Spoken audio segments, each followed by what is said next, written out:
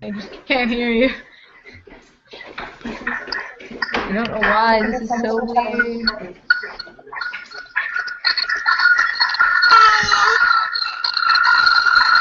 What's in here? Take her in the room, please. All right. We're on air. Oh, okay. Hi, guys. Since you guys remember from last time, I'm quite the tea fanatic, so we're going to be talking about tea today. Not all the teas, but my favorite tea. Because I was thinking, since we're all students and some of us have children, I was thinking the best tea to talk about is mate tea. So I want to talk about the benefits and share a little recipe, how I drink my mate tea. First of all, as you guys all know, tea has a lot of antioxidants, which is just one reason why we should all drink it. And normally when we think about tea and antioxidants, we think that green tea has the most antioxidants, but that's not true. It's like, for example, when we think vitamin C, we automatically think oranges, but really people should be informed that like other fruits have more vitamin C than oranges, like kiwis. Same thing goes with green tea and mate tea. Mate tea actually has 90% more antioxidants than green tea, and it gets no love. And that's not the only benefit of the mate tea. It is actually a central nervous stimulant. So if you guys are drinking a lot of coffee and getting all that jitters, mate tea would be a better option because it is just clean energy. You don't get any jitters from that. And also it helps with physical endurance. It gives you focus. It helps with weight loss. And why it helps with weight loss is because it curbs your appetite. It revs up your metabolism, and like I said, it helps with physical endurance. So if you're exercising, it helps your body use the carbohydrates better. So what that means is you're gonna use more. They're gonna use up the fats. Your body's gonna use up the fat storage when you're exercising, so you lose more fat. And also, as a personal experience, I recently lost 20 pounds. And by clean eating, exercising, and also I drink mate tea every day. And how I prepare my mate tea is I go to the Brazilian supermarket and I buy it really cheap there, but we can buy it in most places, but that's where I buy mine. And I brew it and then I put it. I'm gonna be honest. Mate tea doesn't taste that good to me. Well, I drink all types of teas and I drink them unsweetened. Mate tea is the only tea that I need a little bit sweetener inside, so I brew it and I put it in a blender with a lot of ice, some honey and lemon, and then I just blend away and it becomes like frothy and it's really good. It's delicious. So it's worth trying just because of the antioxidants, but also because of the clean energy that it provides, and also if you're wanting to lose some weight, it does help. I can tell you that personally, and so that's basically it. So drink mate tea. If you want to drink green tea, just think about mate tea. Thank you. Good job. Good job. Thank you.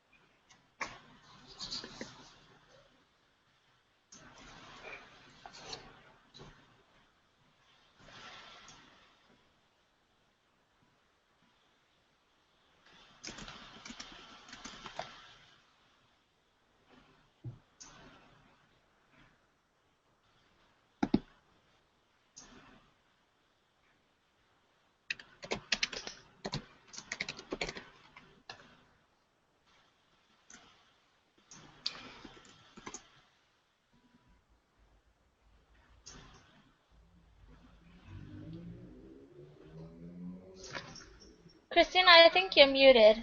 Yeah. I can't hear you. We can't hear you. Nobody's hearing her? Okay, she's muted. Yeah. Yeah. Did everyone just like? I'm sorry. We weren't sure if you could hear us or not. Sorry. I was waiting for somebody to say something. I don't want to interrupt the speech. I don't mean either. before I do the whole thing. I thought it was just mine. Okay, can you guys hear me now? Yeah, perfect. I hear you. All right. Anyway. Alright. So, I'm not sure how many of you know what a specialty cake is, but today I figured I'd take the time to share with you what it is and how you could make one and have a fun time doing so. So basically, a specialty cake is created with a specific theme or occasion or a holiday, and it's very decorated and it's very specific and personally special. And you just have to learn the steps how. And so first, you need to pick a personal design. You can do it on your own. You can have family and friends help, or you can use a bunch of different resources. Like today, they use Pinterest and everything. So that's always a good place to look because they give you a bunch of ideas. But since it's Halloween, I figured I'd go over how to make my Halloween Casper cake, which it's very simple, but it still has great effects on it, and it looks fantastic and tastes fantastic. So the first steps in creating it is obviously you need the ingredients. And the basic usual ingredients are flour, butter, sugar, cocoa powder, baking soda, baking powder, salt, eggs, and for this specifically, black coffee, buttermilk, oil, and vanilla extract. And that's for the cake batter, for the frosting and decorations. Of course, you can make other things, but we want to keep it to the simple usual. So the first step is once you have gathered all the ingredients, you want to mix all of the dry ingredients in one bowl, all the wet into the other bowl, and then you want to put them together because it makes the cake fluffier.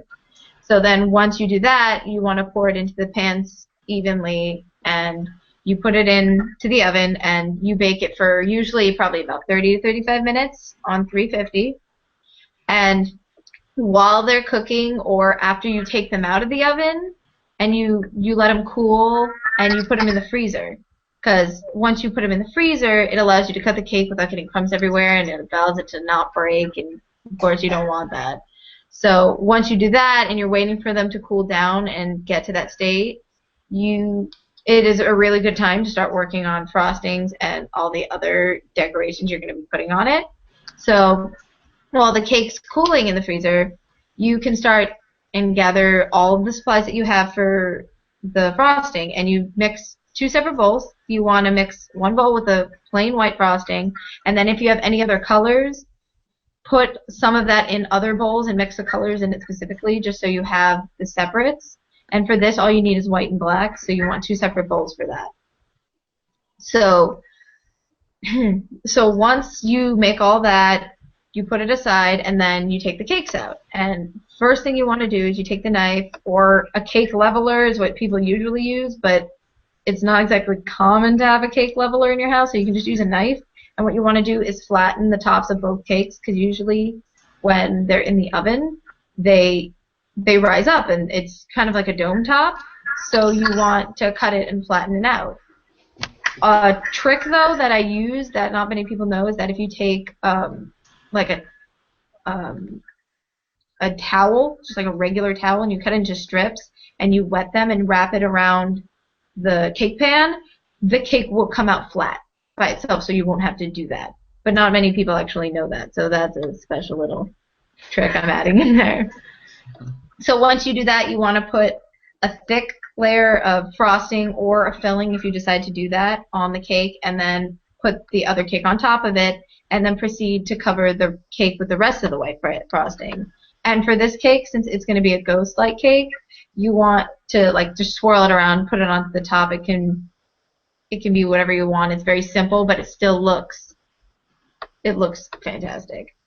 So once you do that, there's a part of the cake where you make the marshmallow ghosts, which you can take little marshmallows or big ones, and you put them together, and you can actually even put like a little skew inside of it so that they stay together better. And then once you do that, you want to use a piping bag, which is basically, if you don't have one, you can take a Ziploc bag and you put the icing in the corner of it, and you cut the tip off really lightly, so then when you squeeze it out, that's essentially what a piping bag is, so you can squeeze it out and make designs.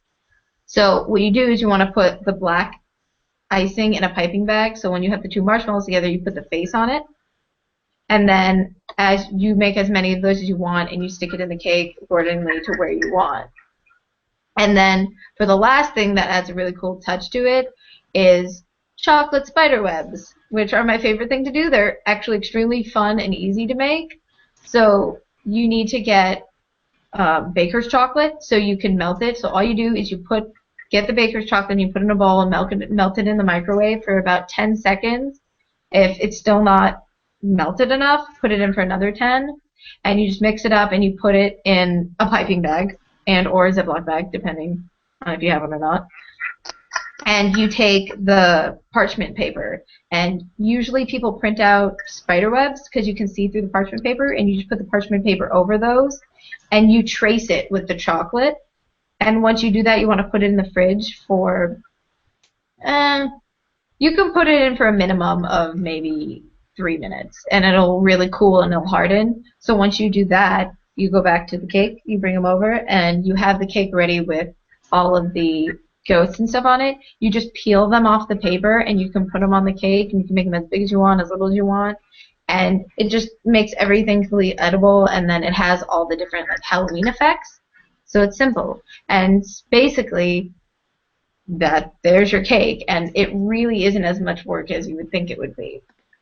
And then people are wowed by it, so it's a really great thing to do, and they're affordable, and it gives you an opportunity to be creative in a fun and maybe relaxing way with no mistakes. It's really hard to make a mistake with it because it's just basically your own ideas. So the holidays are coming, and it's a perfect opportunity for you to create a new holiday activity that you and your families and friends and everybody can enjoy. So thank you. Good job. Actually, learned some new things from you. Gotta go try them. So for you guys that don't remember, I'm majoring in nursing, and I'm very interested in nutritional stuff about everyday life. So my essay will be, or not my essay, my speech will be on nutritional health and how it can boost someone's mood, as well as help someone's nutritional status and also help your body type. So eating healthy can help one's mood due to many things. For one, the correlation between feeling good about yourself and the food you eat is due to a hormone known as tryptophan.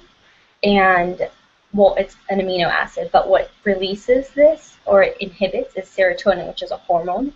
And in order for tryptophan to be synthesized, you need to ingest healthy stuff in a well-balanced diet. The foods that would help this would be B vitamins, anything with fish and vitamin D, so salmon, that's a great source of protein as well. Anything that has complex carbs, such as whole grains, fruits, vegetables, and legumes, which is just plant food, they also contribute to tryptophan inhibited. Also, changing one's food habit to the Mediterranean diet is a great idea because it helps boost the mood, and it also is proven to help fight depression. The foods included in this diet also create more energy, and they provide more nutrients too. The Mediterranean diet includes very little ingest of fats.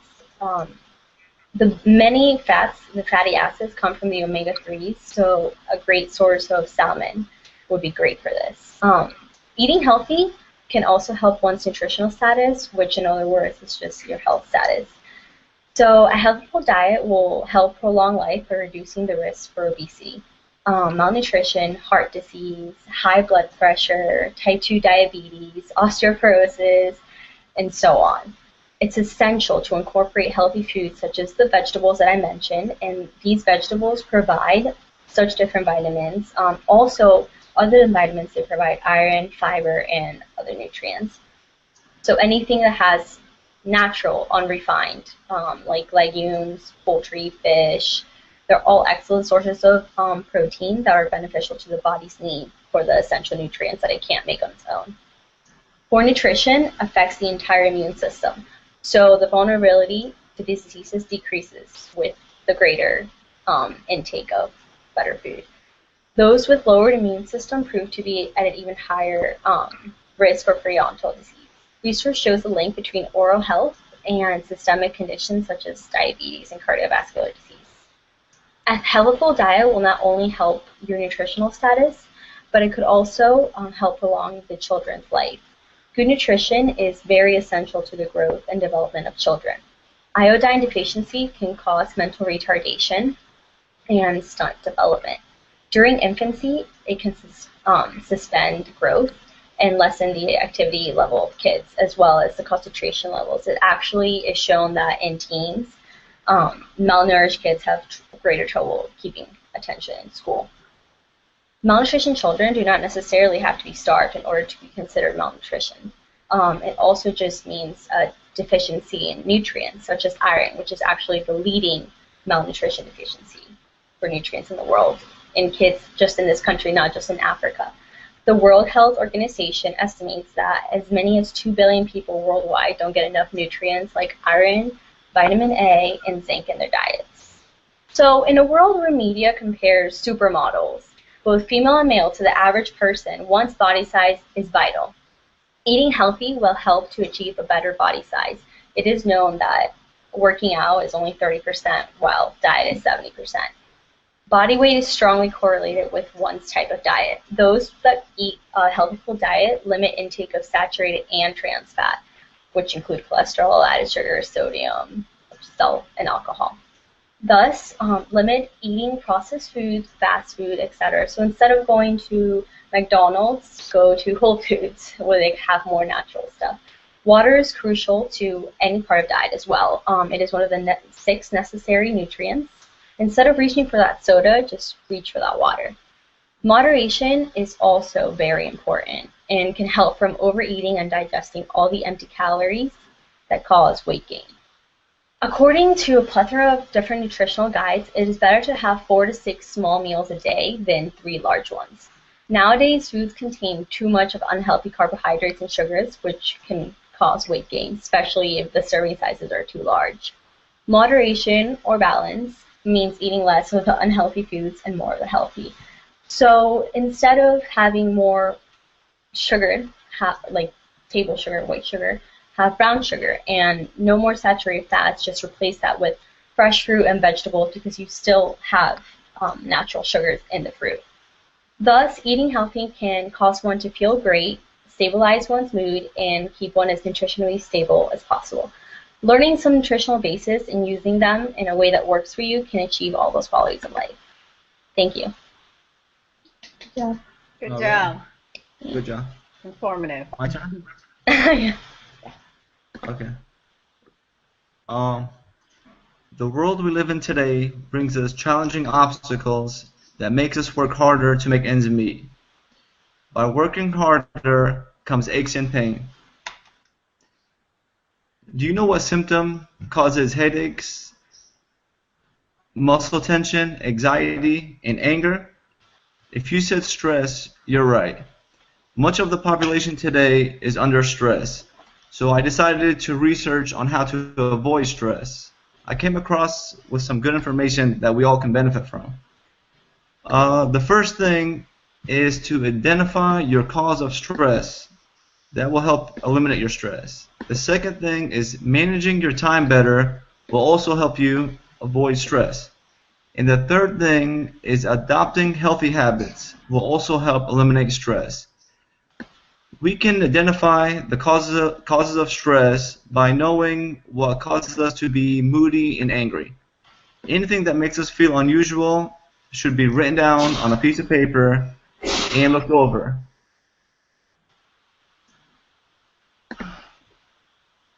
The reason for this will be easier to solve once written down.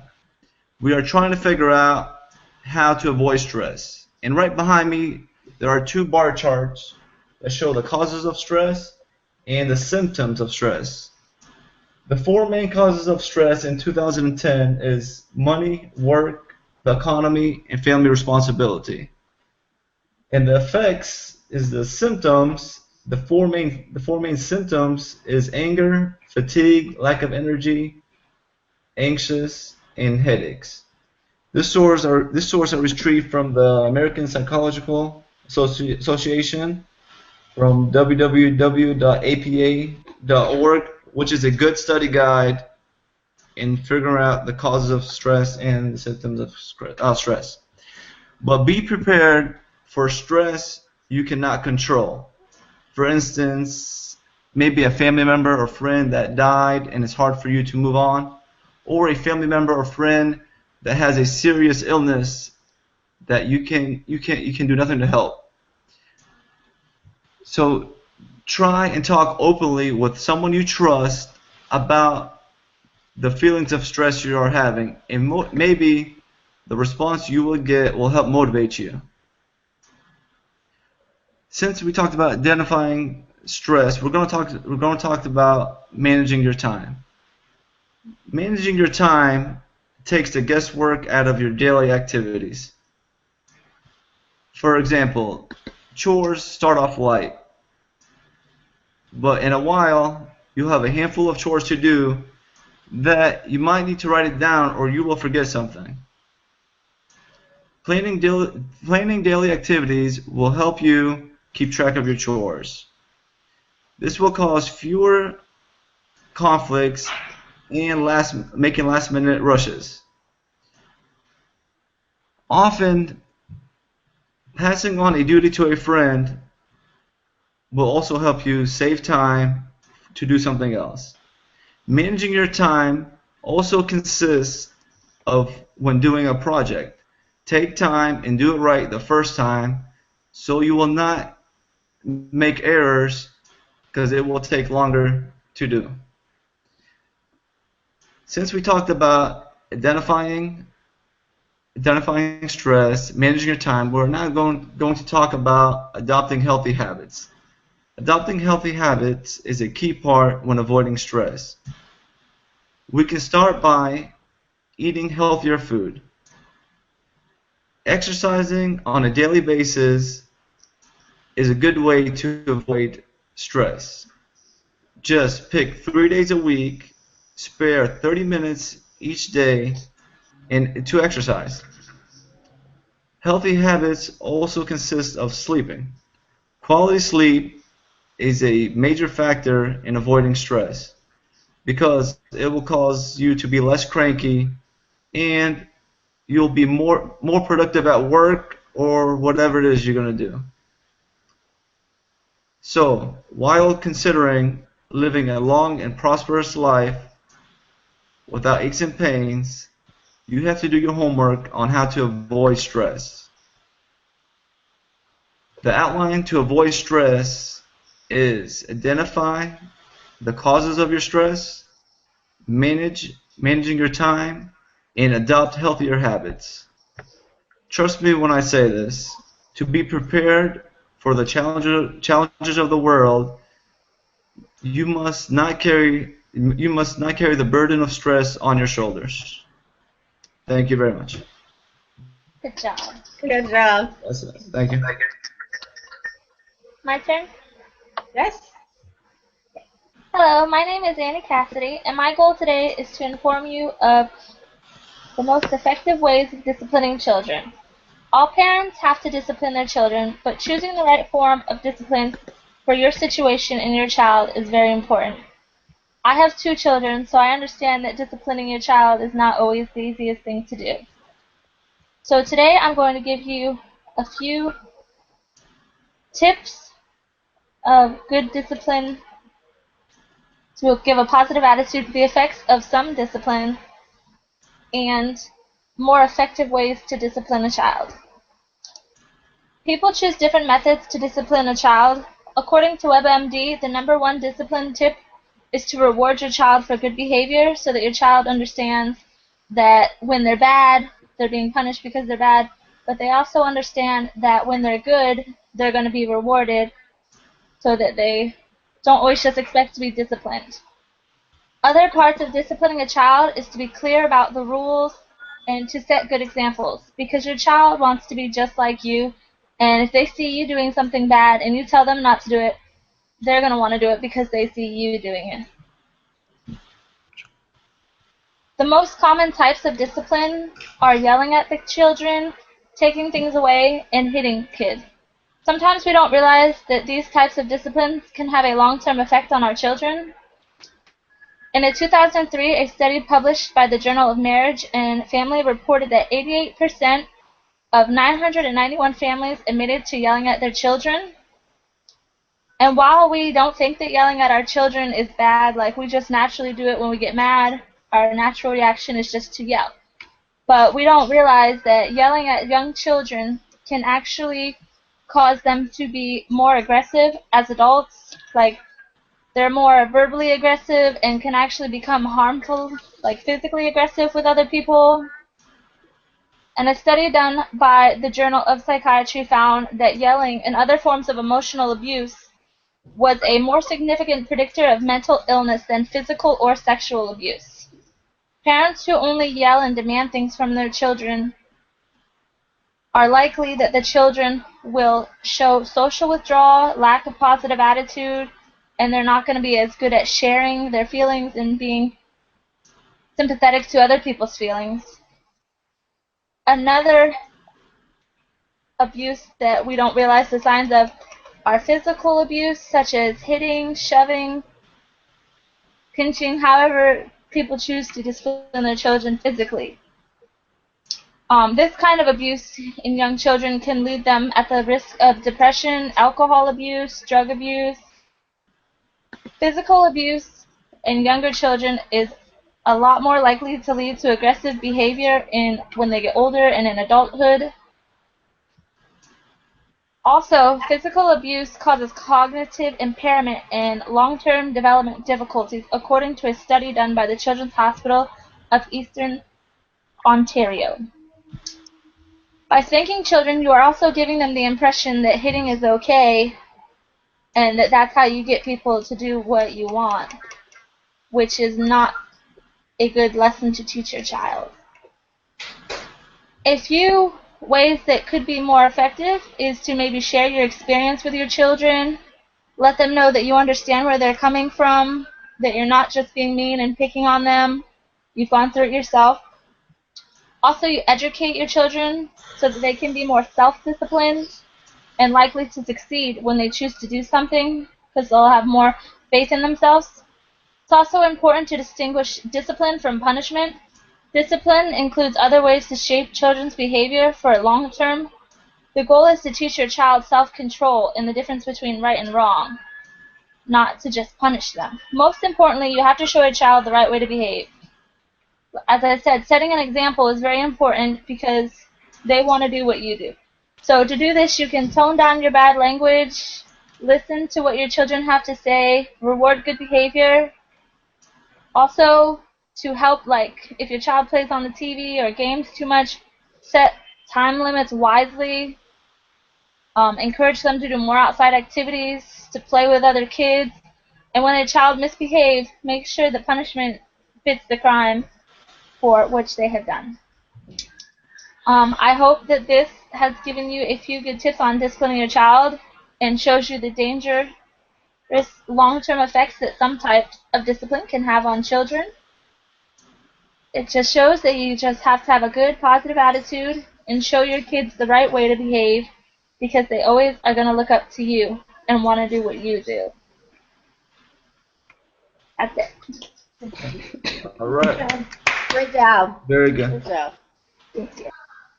Okay.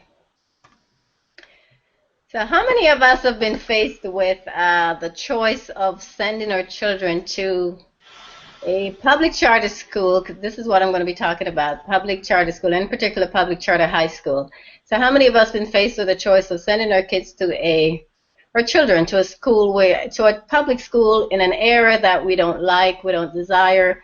You know, the grade of the school might be low, but because of the area that we live in, because that's where we're zoned for, we feel like we don't have an option. And in essence, they don't give us much of an option. If you're zoned for that school, that's where your child has to go.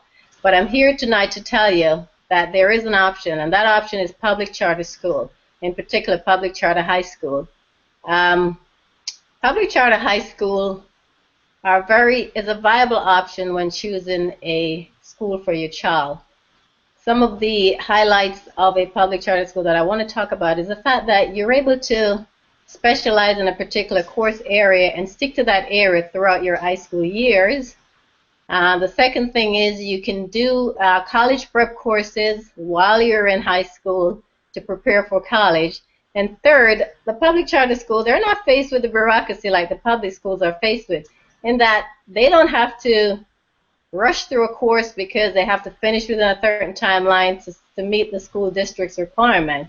They can actually design courses for your children to their specific needs, to their specific talent, and so on. The first thing I want to talk about is the specialized area that you can choose, that your children can choose from when attending a public charter high school. Some of the areas are technology, and in technology is IT, which is information technology that they can specialize in. This can prepare them for the technological era. As we know, technology is advancing on, and you know, to keep up with it, we really need to study a lot. And so that's an area that a lot of our children are interested in, but you don't get that in the public schools. There's also medical. You can choose a medical area and focus on that. Now, you know, in medical, there's a lot of areas that they can go on to. They can be a doctor, they can be nurses, they can be dentists, different type of dentists, specialized areas. So they have all those areas that they can work towards starting at high school, which is a very good thing. So that's a good thing. That's one of the positive choices of a public charter high school. Second thing that I want to talk about is the fact that they can do college prep courses while in high school. I know some of the public schools, a few public schools offer this, but most of them don't. And what that is, they can do college AP writing. They can start their AP writing from high school. In that we know when we get to college, there's a golden rule that we have to satisfy. They can start that from high school by doing AP writing courses. We also know that when we get to college, we need 2 years of language, of a different language from the one we speak, before we can get into the degree program that we want to study. They can start doing that from high school. By the time they get to college, they're ready to get into their specialized area that they want to focus on. So those are some of the areas as well that a public charter school will offer to your children.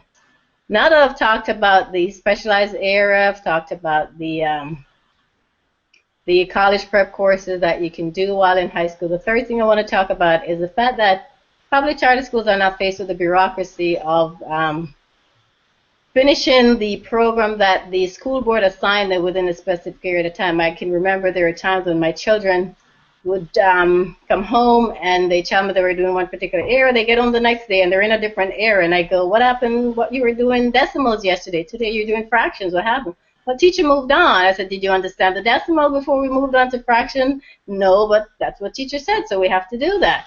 And that's not, I don't feel that that's a good thing for your children. They get out of school and they don't understand half the courses that they just went through for a whole year because they have to rush, because I have to do what the school board said they can do. In a public charter high school, though, they smaller class sizes. They design a program that will suit your child needs. They group all the children together that fits into that category. For example, if your child is good at music, they'll design a music program for them. If they're good at theater, they'll design a theater program for them. And so they can stay in that area, focus on that, along with the math and the language arts and the writing that they have to do as the regular requirements for school. But that's another thing that public charter school does for your children. So again, I say, if you're ever faced with that decision of putting your child in a regular public school because of the area that you live in, because you're zoned for that school and you feel like that's the school you have to go to, even if school is an F school or a D school, don't send your child there. You're not doing your child any good by doing that. Public charter high school is an option. It's free, doesn't cost you anything. Now that I've shared all this information with you, you can go out and use this again to make an informed decision as to what type of school you can put your child in. Again, they have specialized area that your child can choose from. They have college courses that you can do before you get to college to prepare you for your college years. And they're not faced with the bureaucracy that, the public schools are faced with. So use this information wisely, and if you're faced with that decision, use it to make a more informed decision when the time comes. Thank you. Good job. Good job. Very nice.